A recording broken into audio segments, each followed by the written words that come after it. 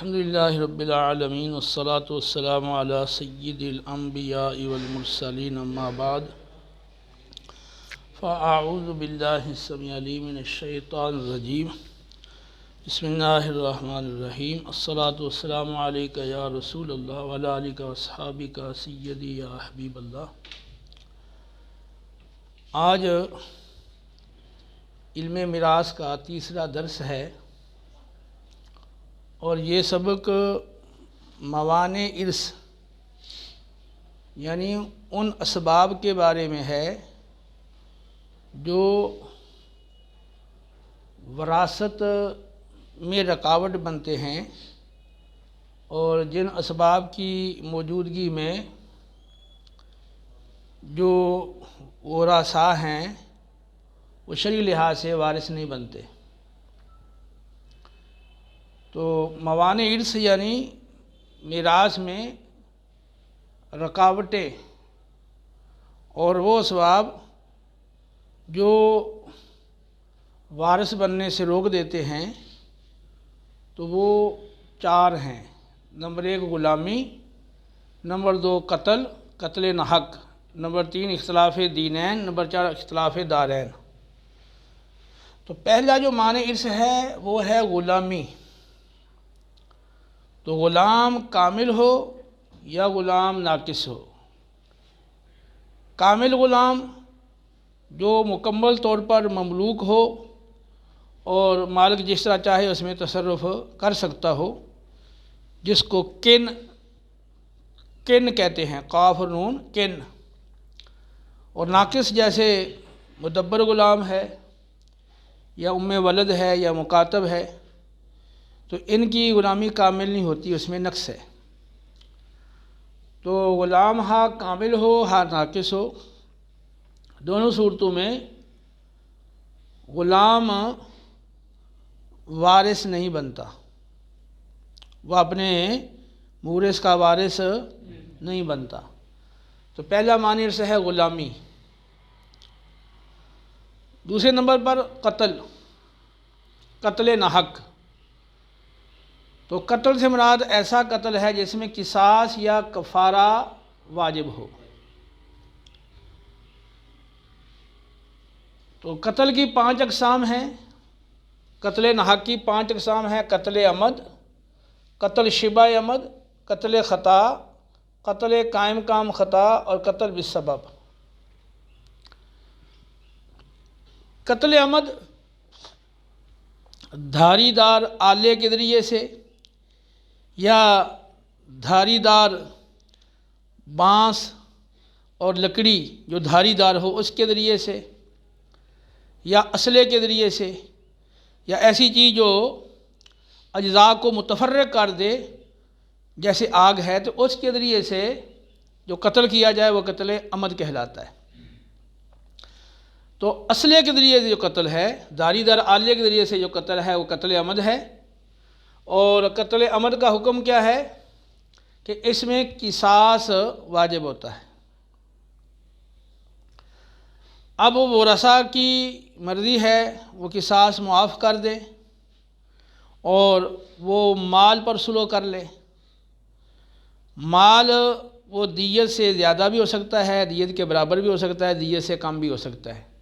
جتنے مال پر باہمی مصالحت ہو جائے تو یہ شرعاً درست ہے، لیکن وہ مال قاتل کی مرضی کے بغیر نہیں لیا جا سکتا۔ اگر وہ کہتا ہے کہ مجھ سے آپ قصاص لے لیں، میں مال نہیں دیتا، تو پھر وہ قصاص ہی لینا ہوگا۔ تو قتل عمد میں قصاص ہے۔ دوسری قسم ہے قتل شبہ عمد، یعنی اسلحے کے علاوہ، دھاری دار آلے کے علاوہ اور جو جسم کے اجزاء کو متفرق کر دیتی ہے، اس چیز کے علاوہ کسی اور چیز سے قتل کیا جائے، اور جیسے عام طور پہ بندہ مر جاتا ہو، جیسے بھاری پتھر کے ذریعے سے قتل کیا ہے یا کسی بڑے ڈنڈے کے ذریعے سے زوردار ڈنڈا جو ہے وہ مارا، اس سے قتل کر دیا، تو یہ قتل شبہ عمد کہلاتا ہے۔ تو قتل خطا یعنی ایسا قتل کہ جو عمدن نہیں بلکہ خطأ ہوا ہو۔ اس کی دو صورتیں ہیں، کبھی ارادے میں خطا ہوتی ہے اور کبھی فعل میں خطا ہوتی ہے۔ ارادے میں خطا جیسے شکار سمجھ کے مارا اور وہ انسان تھا، یا حربی سمجھ کے مارا اور وہ مسلمان تھا۔ تو دوسری صورت یہ ہے کہ فعل میں خطا ہو، کہ شکار کو مارا، ہاتھ بہک گیا، نشانہ غلط ہو گیا اور شکار کی بجائے انسان کو جا لگا، تو یہ ہے قتل خطا۔ تیسری صورت ہے قتل قائم کام خطا، چھت سے گرا اور نیچے کوئی انسان تھا، اس کے اوپر گرا اور اس کے گرنے سے وہ مر گیا، یا نیچے لیٹا ہوا تھا اور اس نے نیند کی حالت میں وہ کسی کے اوپر وہ چڑھ گیا، یا بچہ تھا، ظاہر ہے وہ تو بوجھ زیادہ برداشت نہیں کر سکتا، تو اس سے مرے گا تو وہ قتل قائم کام خطا ہے۔ تو قتل شبہ عمد ہو، قتل خطا ہو یا قتل قائم کام خطا ہو، ان تینوں صورتوں میں کفارہ اور دیت ہے، کفارہ اور دیت ہے۔ کفارہ کیا ہے کہ فتحریر رقبۃ مؤمنہ، کہ مومن غلام آزاد کرے، ہاں غلام یا باندی مومن ہو تو اس کو آزاد کرے، اگر اس کی قدرت نہیں ہے تو پھر 2 مہینے لگاتار روزے رکھے، ٹھیک ہے، یہ کفارہ ہے۔ تو ان تینوں قسموں میں کفارہ بھی ہے اور ساتھ ساتھ دیت بھی ہے۔ دیت یا تو 1000 دینار یا 10,000 درہم یا 100 اونٹ۔ تو یہ دیت قاتل کی جو عاقلہ ہے اور اس کے جو اسبات ہیں اور اس کے جو نصرت کرنے والے لوگ ہیں ان پر یہ دیت لازم ہوتی ہے، اور 3 سال میں وہ دیت ادا کریں گے۔ تو دینار 1000، درہم 10,000 اور اونٹ 100، ان تینوں مالوں میں سے جون سا مال قاتل کے اسبات دینا چاہیں وہ دے سکتے ہیں، اور یہ 3 سال میں وہ ادا کریں گے۔ اور قتل بالسبب، دوسرے کی زمین میں، دوسرے کی ملک میں کنواں کھود دیا، بھاری پتھر رکھ دیا، کوئی لکڑی رکھ دی، اب کنویں میں گر کے یا پتھر سے یا لکڑی سے ٹکرا کے مر گیا، تو اب یہ حقیقت میں یہ کنواں کھودنے والا قاتل تو نہیں ہے، لیکن یہ سبب بنا ہے، تو یہ اس میں صرف دیت ہے، اس میں نہ کفارہ ہے نہ قصاص ہے۔ تو قتل وہ معنی ارث ہے جس میں قصاص یا کفارہ واجب ہو، قتل بالسبب میں نہ قصاص ہے نہ کفارہ ہے، اس لیے یہ معنی ارث نہیں ہے۔ باقی جو 4 قسمیں ہیں وہ معنی ارث ہیں، کیونکہ قتل عمد میں قصاص ہے، اور باقی جو 3 قسمیں ہیں قتل بالسبب کے علاوہ باقی 3 قسموں میں کیا ہے؟ کفارہ ہے۔ اور جو قاتل ہے وہ وارث نہیں بنتا، اس کے بارے میں ابو داؤد اور نسائی میں عمر بن شعیب سے روایت ہے رضی اللہ کہ نبی کریم صلی اللہ علیہ وسلم نے فرمایا کہ قاتل کسی بھی چیز کا وارث نہیں بنتا۔ اور ترمذی ابن ماجہ میں ابو ہریرہ رضی اللہ تعالیٰ عنہ سے روایت ہے جو قاتل ہے وہ وارث نہیں بنتا مقتول کا۔ تو اس میں ایک قید یہ بھی ہے کہ جو قاتل ہے وہ بالغ ہو اور مکلف ہو، اگر وہ نابالغ ہے یا مجنون ہے تو اس صورت میں یہ قتل وہ معنی ارث نہیں ہوگا، اس صورت میں وہ قاتل وارث بنے گا۔ تو یہ بات سمجھ میں آ گئی کہ غلامی یہ بھی معنی ارث ہے۔ ابراہیم نخعی رحمۃ اللہ تعالیٰ علیہ سے مروی ہے، حضرت ابن مسعود رضی اللہ تعالیٰ عنہ، حضرت علی کرم اللہ وجہ کریم، حضرت زید بن ثابت رضی اللہ عنہ، تو یہ حضرات ان سے روایات ہیں صنف ابن ابی شیبہ میں، دارمی میں، دیگر کتب میں، کہ جو غلام ہے وہ وارث نہیں بنتا۔ اور قتل کے بارے میں احادیث میں تصریح موجود ہے کہ قاتل وارث نہیں بنتا۔ اور اختلاف دینین، دونوں کا دین مختلف ہو، ایک مسلمان ہے ایک کافر ہے، تو بخاری، مسلم، ابو داؤد، ترمذی، ابن ماجہ یعنی نسائی کے علاوہ سیاستہ کی 5 کتابوں میں روایت ہے کہ مسلمان کافر کا اور کافر مسلمان کا وارث نہیں بنتا۔ اسی طرح ابو داؤد، ترمذی، ابن ماجہ میں روایت ہے کہ 2 ملتوں والے ایک دوسرے کے وارث نہیں بنتے، یعنی ایک جو مسلمان ہے اور دوسرا کافر ہے، 2 ملتوں والے، ملت اسلام اور ملت کافر، تو جو کفر والی ملت، کفر کی ملت والا اور اسلام کی ملت والا، یہ دونوں وارث نہیں بنتے۔ تو یہ سہل ہے بالکل۔ اور اس کے بعد چوتھے نمبر پر ہے اختلاف دارین، تو وہ 2 رشتہ دار جن کے دار مختلف ہیں، یہ دراصل کفار کے لیے ہے۔ مسلمان وہ جہاں کہیں بھی رہتے ہوں وہ سارے ایک دوسرے کے وارث بنتے ہیں، پاکستان کے رہنے والے ہوں، یورپ کے کسی بھی ملک کے رہنے والے ہوں، یہ سارے مسلمان ایک دوسرے کے وارث بنتے ہیں۔ تو بعض علماء نے ایک خاص ذکر کی ہے کہ بھی ایک یعنی یہاں دارالاسلام میں باپ رہتا ہے اور بیٹا دارالحرم میں رہتا ہے، اور وہاں وہ اسلام لایا اور وہ کبھی بھی دارالاسلام میں نہیں آیا، تو اس صورت میں کہتے ہیں کہ یہ اختلاف دارین، ان باپ بیٹا اگرچہ مسلمان ہیں ان کے لیے مانع ارث ہے۔ باقی عام حالات میں جو مسلمان ہیں ان کے لیے اختلاف دارین جو ہے وہ مانع ارث نہیں ہے، یہ کفار کے لیے ہے خاص۔ تو 2 دار مختلف کب ہوں گے؟ جن 2 ملکوں کی فوج الگ الگ ہو اور وہ ایک دوسرے کے خون کو حلال سمجھتے ہوں۔ تو عام کتابوں میں لکھا ہے کہ جن کا بادشاہ بھی الگ ہو اور فوج بھی الگ الگ ہو۔ تو عمومی طور پر جو ایسے 2 ملک ہوتے ہیں وہ ایک دوسرے کے خون کو حلال سمجھتے ہیں۔ تو یہ جو اختلاف دارین ہے یہ مانع ارث ہے۔ اگر 2 ملک ایسے ہیں کہ ان کے درمیان باہمی آپس میں دشمن کے خلاف متحد ہو کر ایک دوسرے کی مدد کرنے اور نصرت کرنے کا آپس میں معاہدہ ہے، تو وہ ایک ہی ملک شمار ہوگا، اور یہ ایسے 2 ملکوں کے رہنے والے وہ ان کے لیے اختلاف دارین مانع ارث نہیں ہوگا۔ ٹھیک ہے؟ تو اختلاف دارین کی 3 صورتیں ہیں، حقیقتاً اور حکماً دونوں طرح دار مختلف ہو، جیسے ذمی اور حربی۔ اچھا، یہاں 3 لفظ آ رہے ہیں، ذمی، حربی، مستعمن۔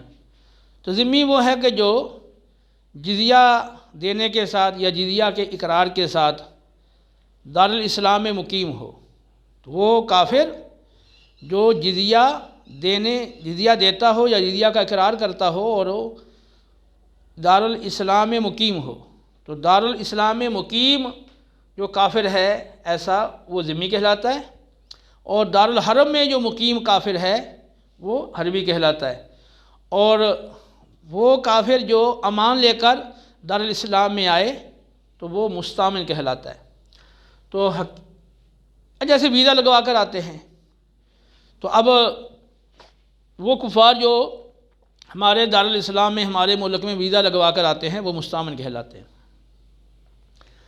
اچھا، پہلی صورت ہے کہ حقیقتاً حکماً دونوں طرح دار مختلف ہو، جیسے ذمی وہ دارالاسلام میں مقیم ہے، اس کا اصلی وطن دارالاسلام ہے اور وہ دارالاسلام میں موجود ہے، حربی وہ دارالحرم میں رہنے والا ہے اور وہاں کا مقیم ہے، اس کا اصلی وطن وہ دارالحرم ہے۔ دونوں کا مستقل وطن وہ بھی الگ الگ ہے اور دونوں 2 مختلف داروں میں الگ الگ موجود ہیں، تو ان کا دار حقیقت حکماً دونوں طرح مختلف ہے۔ صرف حکماً مختلف ہو اور حقیقتاً وہ ایک ہی ہو، جیسے ذمی اور مستعمن ہے۔ تو ذمی دارالاسلام میں رہنے والا ہے، دارالاسلام میں مقیم ہے، مستعمن یہ امان لے کر ویزا لگوا کے وہ دارالاسلام میں آیا ہوا ہے، تو دونوں دارالاسلام میں موجود ہے، قانونی طور پر دونوں کا یہاں موجود ہونا ٹھیک ہے، تو حقیقتاً دار ایک ہو گیا، لیکن مستقل وطن الگ الگ ہے۔ مستعمن ظاہر ہے وہ عارضی طور پہ آتا ہے، واپس چلا جائے گا اپنے وطن میں، دونوں کا مستقل وطن الگ الگ ہے، تو یہ ان کا دار حکماً صرف مختلف ہے، حقیقتاً تو ایک ہے۔ اسی طرح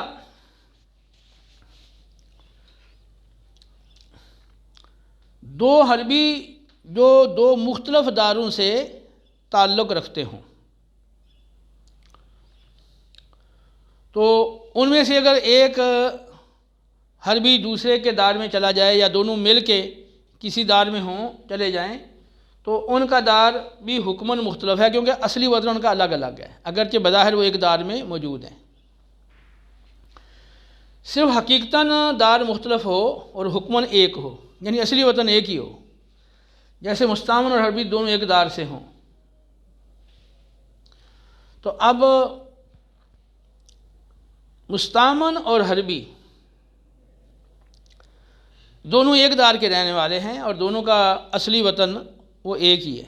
اب یہ دونوں جو ہیں اگر وہ ہمارے ملک میں آ جاتے ہیں تو مستعمل کا تو قانونی لحاظ سے یہاں پر اس کا جو وجود ہے وہ معتبر ہے، ٹھیک ہے، اور اس کو تحفظ بھی حاصل ہے۔ جو حربی ہے بغیر ویزے کے بغیر امان کے آ گیا، اس کا شرعاً وجود یہاں وہ غیر معتبر ہے، ٹھیک ہے، اور اس کو قتل کر دیا گیا تو اس کا وہ قصاص نہیں ہوگا۔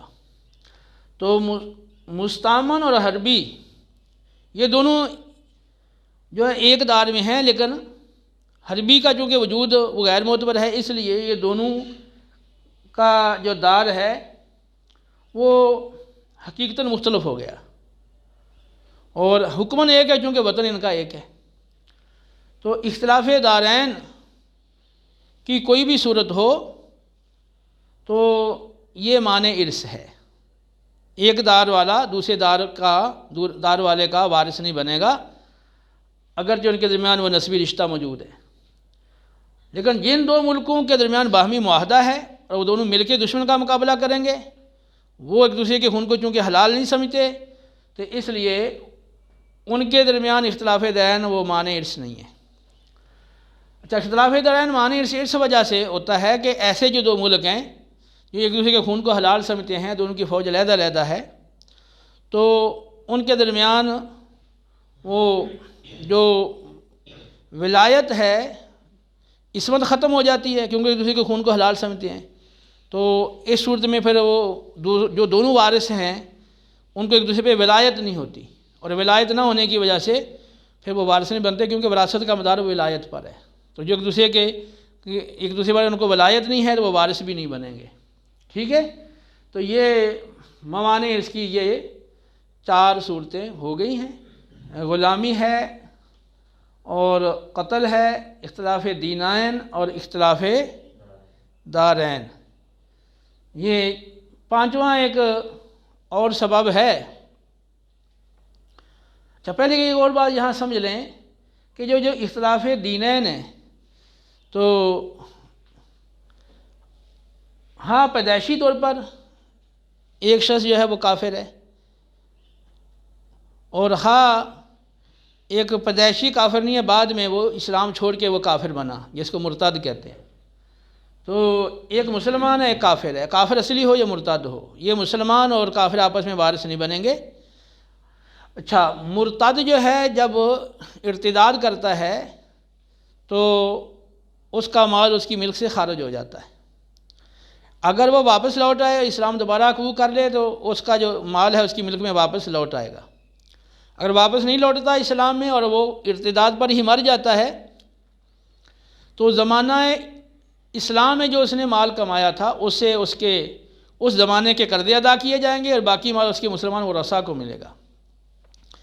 اور زمانہ ارتداد کے بعد جو مال کمایا اس مال سے اس کے زمانہ ارتداد کے قرضے ادا کیے جائیں گے، اور باقی بات یہ ہے تو وہ بیت المال میں جائے گا، ٹھیک ہے۔ تو یہ حکم ہے مرد کا، اور عورت اگر خدا نخواستہ معاذ اللہ مرتد ہو گئی تو اس کا مال وہ زمانہ اسلام کا ہو یا زمانہ ارتداد کا ہو، اس کے جو مسلمان اپنا ورثاء ہیں وہ اس کے وارث وہ بنیں گے۔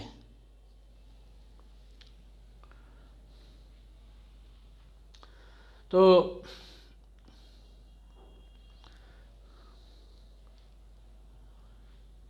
یہ اختلاف دارین کے بعد ایک 5ویں شکل ہے کہ